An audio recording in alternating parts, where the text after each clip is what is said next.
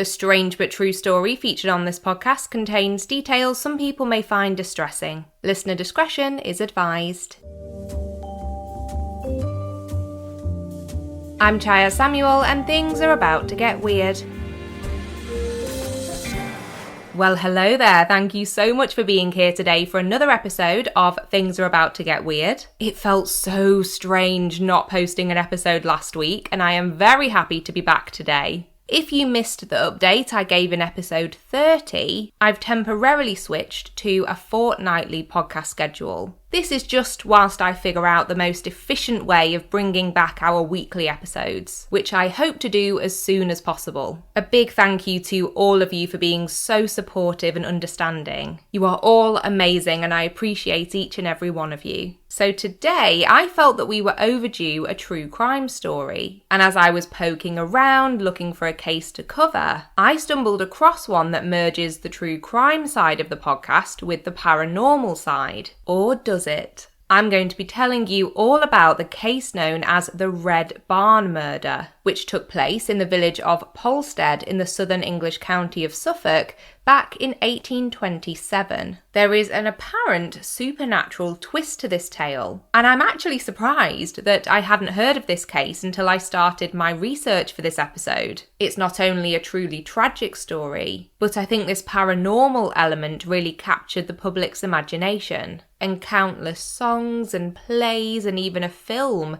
were based around the Red Barn murder after the event. A quick warning that this episode does feature some quite gory details, including an account of the killing of a woman. And I'll also briefly be mentioning the deaths of 2 children, so I just wanted to let you know up front that it gets pretty heavy. But without further delay, join me as we head back to early 1800s Suffolk, where a tight-knit community was about to be changed forever.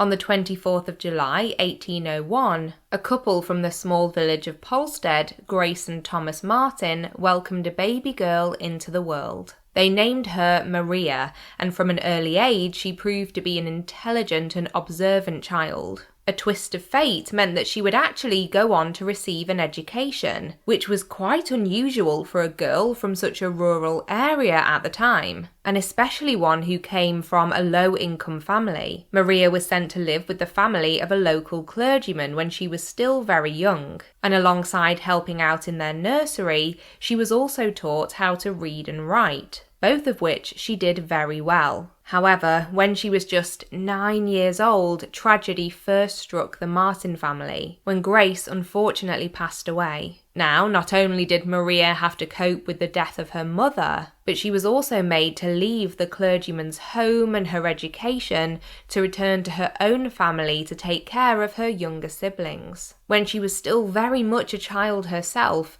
she took on this motherly role to her brothers and sisters. And whilst this could have easily spelled the end for her academically, Maria had other ideas. A journalist from the time, James Curtis, described her as blessed with a very retentive memory, and her mind deeply imbued with a desire to acquire useful knowledge, which explains why many believe she continued learning off her own bat after returning to Polstead. As Maria grew into a young woman, she's often described as being pretty or attractive, as well as very pleasant and friendly, and it seems that she caught the eye of several local men, many of whom were relatively well off financially. Enter into the story Thomas Corder, the son of a wealthy farmer who regularly visited the Martins' cottage, as he knew Maria's father through his work as a mole catcher. Thomas Corder was one of Maria's numerous admirers, but as their social standings were quite different, he informed her that should they become romantically involved, it would have to be in secret. Drawn in by Thomas's decent looks and good standing in their community, she agreed to his terms, and their relationship quickly progressed to being a physical one. Before long, Maria fell pregnant, and as this was the early 1800s, there was now, of course, the expectation that she and Thomas would get married. Thomas, however, soon showed his true colours, as not only did he flat out refuse to propose to Maria, but he gradually stopped showing up to the Martins' home and provided very little financial support. Now, the timelines here are a little unclear, but sadly we do know that Maria and Thomas's baby did not survive for very long after birth, which is awful, and it seems that this also spelled the end of the couple's association with one another. Now, after recovering from this terrible loss, Maria was pursued by another local man named Peter Matthews, who's been described as a well-respected gentleman. Bear in mind the time in history that we're talking about when I tell you this next part, but after becoming pregnant by a man she wasn't married to, Maria was considered to be a, quote, fallen woman. In other words, someone who would now not be thought of as a respectable spouse. Ridiculous, of course, but that was the 1800s for you. However, Peter Matthews didn't appear to be put off by Maria's status, and the two began seeing each other. She fell pregnant once again, and when their son was born, he was thankfully a healthy and happy baby, who they named Thomas, which I thought was a little strange considering that was her ex's name, but then I remembered it's also her father's name, so this makes more sense. Now, although Peter did provide for his child financially, once again, Maria received no marriage proposal and was left to raise her son alone. That was until the man whose name those familiar with this story will already know entered the picture, William Corder. And yes, you heard his surname correctly. William was, in fact, the younger brother of Maria's first partner, Thomas. By the time William and Maria became an item, around March of 1826, not only had his brother Thomas actually passed away in an accident whilst trying to cross a frozen pond, but his other two brothers and his father had also perished, all within the space of around 18 months. William had returned to Polstead from London after the deaths of his family members to help his mother run the family farm, and this is how he ended up becoming close with Maria. Now, William here had quite the reputation. His nickname at school had been Foxy, as it was said he had a sly and untrustworthy nature, and even though he was just 22 when he headed back to the village, he'd managed to get himself embroiled in all kinds of trouble in those years. These incidents ranged from fraudulently selling livestock from his father's farm, to forging checks and just plain theft, including one instance that I'll come back to in a moment. So William and Maria began a relationship, but once again it was all very secretive. The pair would meet in private and didn't disclose anything about their union until Maria became pregnant for the third time. However, unlike with Peter Matthews, William seemed to be happy about this development in their lives, and he began to visit Maria's home more and more frequently. His mother, though, was less thrilled about the situation than her son, and many believe this is one of the reasons why William too refused to marry Maria, despite telling her over and over again that he was going to propose. In 1827, at the age of 25, she gave birth to their child, but was devastated when the baby didn't survive, passing away within just a month. The couple told their loved ones that they were taking their child to the nearby town of Sudbury to be buried, but it's widely believed that they actually laid the baby to rest in a field nearer to home. More on that later. So of course, by this point, Maria was dealing with a huge amount of emotional trauma, not only due to the loss of 2 of her 3 children, but also because she'd been continually lied to by the men she'd become involved with, being led to believe that they would marry and support her after becoming pregnant. But just 6 weeks after giving birth to her child with William, Maria's story would take an unthinkable turn. And it all began with a conversation held between the couple in the presence of Maria's stepmother, Anne Marten. Maria's dad had remarried several years after her mother Grace passed away, and despite Anne being only a little bit older than her stepdaughter, she and Maria seemed to get on well. On the day this conversation took place, William had told Maria that she should meet him at a building known as the Red Barn, around half a mile away from her home. William claimed that there were rumours that she was going to be prosecuted by the local authorities for having children out of wedlock, which is bizarre, but again, 1800s. He told her that once they met at the Red Barn, that they would then elope and marry in the town of Ipswich, before returning home to Polstead once the dust had settled. On Friday the 18th of May, 1827, William turned up at the Martins' cottage to make sure Maria was ready to go. She was, but she was concerned that the authorities might spot her trying to sneak away from the village, and she wanted to disguise herself by wearing men's clothing as she left her home. Anne Marten was there to witness all of this, and whilst Maria made her final preparations to leave, William went ahead to the Red Barn to wait for her. When Maria left the cottage that day, it was the last time she would ever be seen alive. After she vanished following her journey to the Red Barn, William also disappeared from the village. But as all of this appeared to be in line with the conversation they'd had in front of Anne, it was presumed that they were indeed in Ipswich. However, when William reappeared back in Polstead without Maria, people began to grow suspicious. At first, he attempted to explain it all away, saying that they felt it was just too soon for them to arrive back as a married couple and just expect everyone to accept them, as they assumed that many people would be upset about the elopement. But after a while, no one was buying this excuse anymore, and William was forced to leave the village. And, I imagine, make out that he was going to collect Maria from wherever she was staying. But instead, he began to send letters back to her family saying that they were living on the Isle of Wight, and that she couldn't write herself because she'd either hurt her hand or she wasn't well. But given Maria's closeness to her family and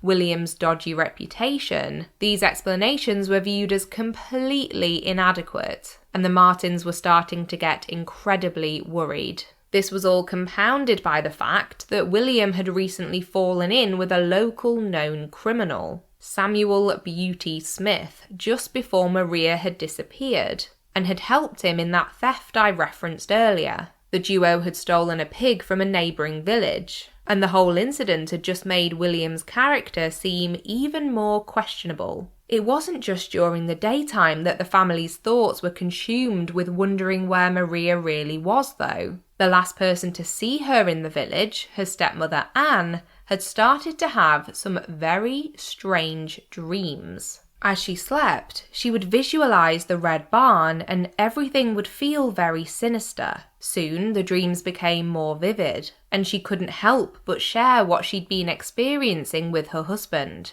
Anne told him that she believed Maria had been killed and buried at the barn, and her retellings of the dreams were so compelling that Thomas Marten agreed to investigate further. When he and Anne arrived at the Red Barn, she directed him towards a grain storage bin that she'd seen in her visions, and Thomas started to dig through its contents to see if there could be any shred of truth to what his wife was telling him. Both tragically and completely bizarrely, it would not be long before her premonition was proven correct. This is really disturbing, but buried within the grain in an old sack were the remains of Maria Marten. Her body was badly decomposed but still just about identifiable. And although her father and stepmother were sure it was her, a formal identification still had to be carried out. Maria's sister, who was also named Anne, was the one to confirm that the remains were definitely those of the intelligent, kind-hearted 25-year-old. There were several physical characteristics which helped in this process. For example, her hair and clothing were instantly recognisable to Anne, and Maria had a missing tooth which was consistent with the remains.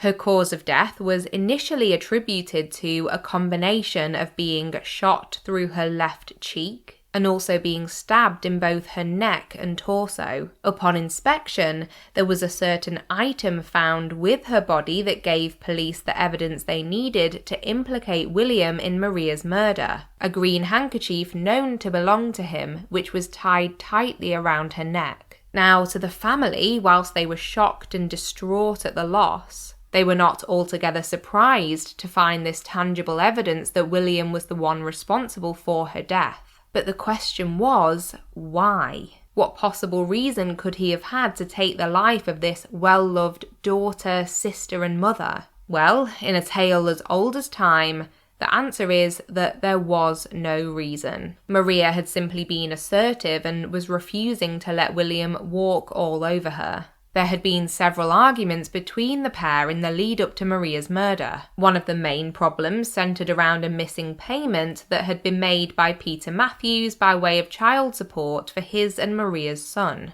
Peter had given Maria a sum of money which had suspiciously vanished, and she was sure that the only person who could have possibly taken it was William. He furiously denied the accusation, although given that we know he later committed an act of murder and was known to have stolen in the past, I think we could say with a fair degree of certainty that he was the culprit. There were apparently further subjects that had caused the couple to row shortly before Maria went missing. One was, naturally, the topic of marriage. She was pushing for William to be true to his word and help to repair some of the damage done to her standing in society by marrying her, but he was reluctant and grew angry with her for bringing it up. There was also tension surrounding the burial place of their baby. Sources do tend to vary when it comes to the details of the child's birth and resting places. But it seems to me that whilst Maria wanted to give the baby a proper funeral, William wanted to keep everything under the radar.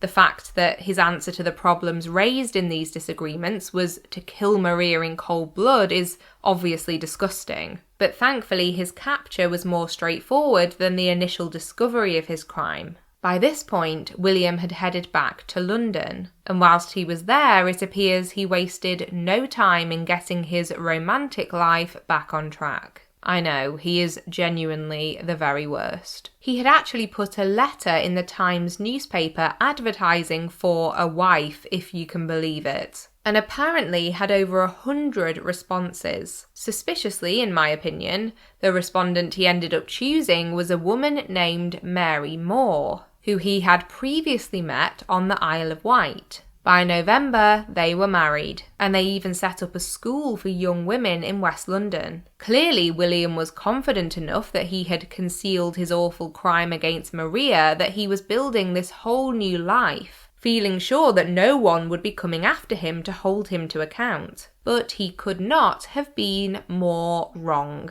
Thanks to Anne's astonishingly accurate dreams, the hunt for William was very much on. A Polstead constable called Mr. Ayers requested the assistance of a London police officer, James Lee, and together they tracked William down to the school he had opened. James Lee managed to secure a meeting with the suspect by pretending he had a daughter who was interested in attending the school. But during their conversation, he revealed his true reason for wanting to speak with William. Faithful to his nickname of Foxy, William, of course, denied ever knowing a woman named Maria Marten, trying desperately to wriggle his way out of any further questioning. But the two officers now had access to search the premises and found a number of items which strongly indicated that William had planned to leave the country. These included a passport issued to him by the French ambassador and a pair of pistols, and the police officers wasted no time in arresting Maria's former partner. From London, they took him back to Suffolk to stand trial in a town called Bury St Edmunds. But due to the huge amount of attention and publicity the case had generated, the trial was delayed until August of 1828. And when I tell you that the whole thing was a huge spectacle, I am not exaggerating. There are reports of hotels in the town being completely full by the July as people gathered to take in every detail of the proceedings. The authorities actually had to introduce a ticketing system for the courtroom, as so many people were demanding to be present to watch the trial take place. Disturbingly, in my opinion, the interest around the case had become so sensational that there was even a play written and performed about it before William's trial even started. Memorabilia was even being sold, including pottery models of the Red Barn, which must have been so upsetting for Maria's family. The whole thing had become a circus. We think things can be pretty bad these days with social media and the rapid spread of information, but when you look back into history, perhaps the way some people behave when it comes to active criminal cases hasn't changed all that much since 1828. At his trial, William actually pleaded not guilty. There was quite a bit of confusion within the proceedings about Maria's exact cause of death.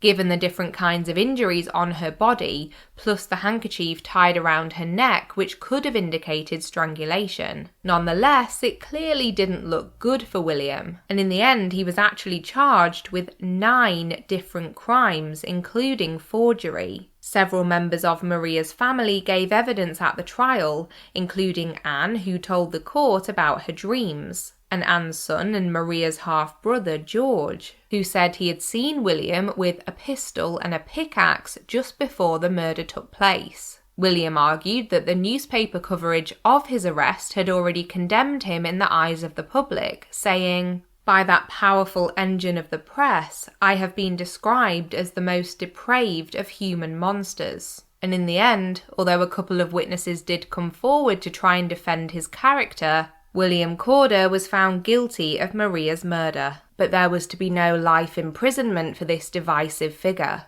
He was sentenced to death by hanging, but that wasn't all. It was also decided that his body would then be dissected and anatomized. And it seems this was the part of his sentence that really shook William. The idea of not being buried in a grave was too much to bear. Which is ironic, considering that's the exact fate he initially handed to Maria. His execution was set for just 3 days later, and it's reported that he spent those days contemplating whether he should confess to the sin of murder, and, in his mind, cleanse himself of it in the eyes of God.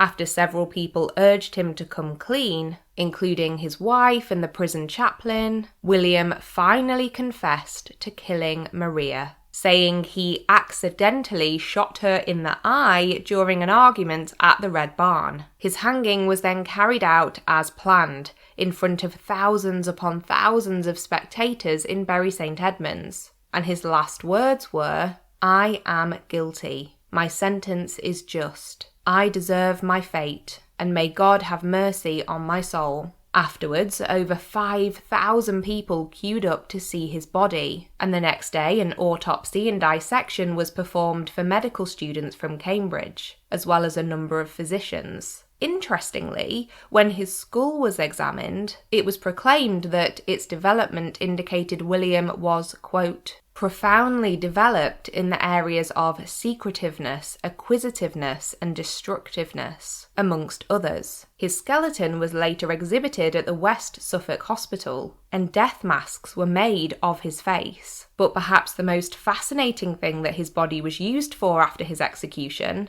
is that some of his skin was tanned and used to bind a book detailing his crimes, which honestly sounds like something out of Silence of the Lambs, and made me feel a bit queasy when I first read it. However, our story doesn't quite end there. Since the time the case took place, several rumours followed those involved, which, if true, would cast the events in a whole new light. The first rumour surrounded the idea that perhaps Maria and William's child did not die of natural causes, and was potentially killed by William. This could then explain why he was so secretive about where the baby was buried, and wanted to keep the death somewhat off the record. Many do accept, though, that the child was very poorly, and there's every chance that they did in fact succumb to their ailments, but the suggestion is still pretty widely cited. But the second rumour is one that people seem to find much more compelling, and involves the possibility that Maria's stepmother Anne was not as innocent of a party as we were led to believe. With her being so close in age to the couple, it's been suggested that she and William were in fact having an affair, and that they had conspired together to kill Maria so that she was out of the picture. We know that things like this do happen. There are countless true crime cases which follow this exact sequence of events, but in this instance it would also tie in to Anne's dreams. Apparently, these visions only began once word had got out that William had married Mary Moore in London,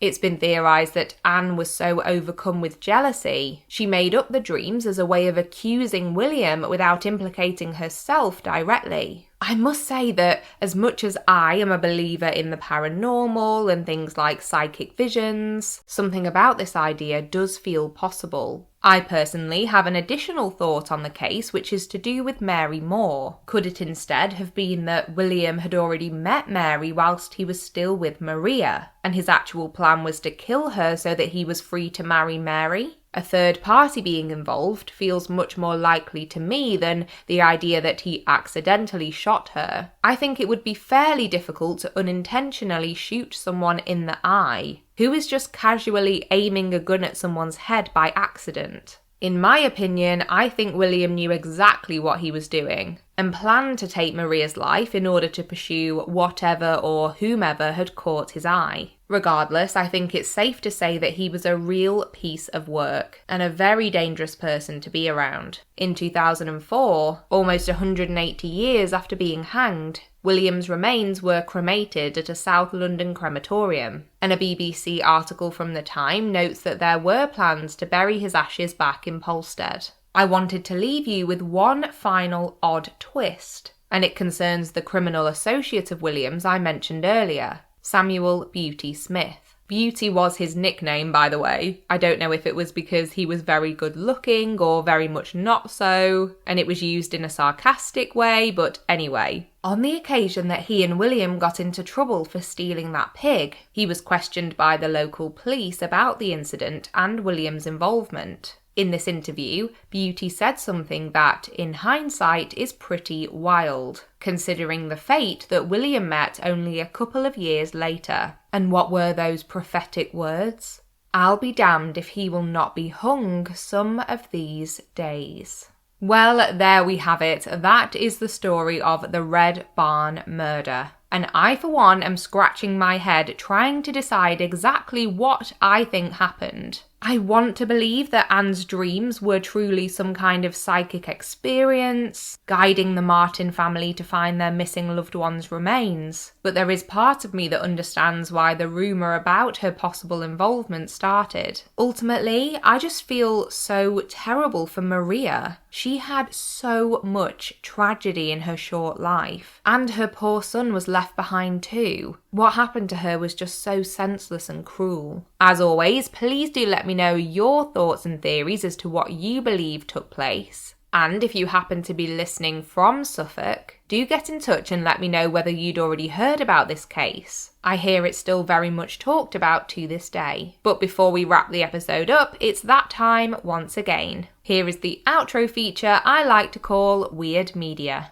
This time round, I have something a little different to recommend to you all, and it is a YouTube channel. So a good few years ago now, probably around 2018, I stumbled across a lady called Christina Randall on YouTube, and I was fascinated by her from the word go. Her early videos are all centred around her experience of being sentenced to 3 years in prison in the US state of Florida. At the time, she was only 21 years old, and in her videos she talks about how she turned her life around after being released. Her storytime videos and explanations of aspects of prison life that many of us would simply never know about otherwise are truly mind-boggling and shatter any illusions created by films and TV shows about the realities of being locked up. But also, in more recent years, Christina has pivoted her content to be more true crime focused, and she will often follow live trials very closely and provide updates on active cases that are mostly US focused. There is just something about Christina that I find very endearing. I feel that she's very real and very honest. And over the years, there have been things that she's said that I don't necessarily agree with. And I think she's a very different person to me. But nevertheless, even when her thoughts and opinions don't line up with mine, I still find her perspective really interesting. For example, her approach to covering true crime cases is completely different than mine. But I think sometimes due to her life experiences, which she does talk about in depth in her earlier videos, she has quite a unique way of thinking about situations, and I do respect that. She has this really consistent intro to her videos, which is almost like a little speech that she gives. And after all these years, I can actually speak along with it, which my husband found quite odd when I first did it in front of him. I don't do it every time, but anyway. I think of it like singing along to the theme song of a show you like. I actually listen to Christina's videos like podcasts rather than sitting in front of a screen looking at it the whole time. It's always when I'm doing my makeup or cleaning the house. Does anybody else do that with YouTube videos? If the answer is yes and you're looking to switch up your subscription feed, I would definitely recommend checking out Christina Randall. She's super engaging and so interesting to listen to. Okay, time for a quick rundown of the sources that helped me when I was putting this episode together. First up, there was this great fact file page from the website stedmundburychronicle.co.uk, which details loads of different historical happenings in West Suffolk, and it was super helpful. There was a piece from Great British Life from October 2019. I couldn't find the exact author, but it's well worth a read. The title of the article was What Really Happened with the Notorious Murder at the Red Barn in Polstead. There was also a massively detailed article on Murderpedia about the case too. There's all sorts of information on there, including news clippings from the time about William's trial and execution, so that was really valuable too. Finally, there was that BBC article from 2004 that I mentioned, which detailed the cremation of William's remains. A little reminder of all the ways you can get in touch. On Facebook, we have both the main podcast page and the private discussion group too. If you search Things Are About to Get Weird over there, you'll find them both. On Instagram, our handle is @ThingsGetWeirdPodcast, and on Twitter, it's @AboutToGetWeird. Our email address is thingsgetweirdpodcast@gmail.com. And I always love to read your emails about your thoughts on our episode topics, plus your own strange or paranormal experiences too. So always feel free to pop me a note over there. We also have the Patreon page, which I will leave linked in the show notes for anyone who would like to show their support for the podcast. I'm so grateful to everyone who signs up over there. If you've enjoyed today's episode, it would be amazing if you could leave me a quick rating or review wherever you listen. It means a huge amount and is so helpful too. Thank you so much again for joining me today, and I will talk to you in a fortnight. Once again, a huge thank you for being so understanding about this temporary schedule change. I appreciate you all more than I can say. So until next time, take care of yourself and others and keep it weird, but the good kind of weird.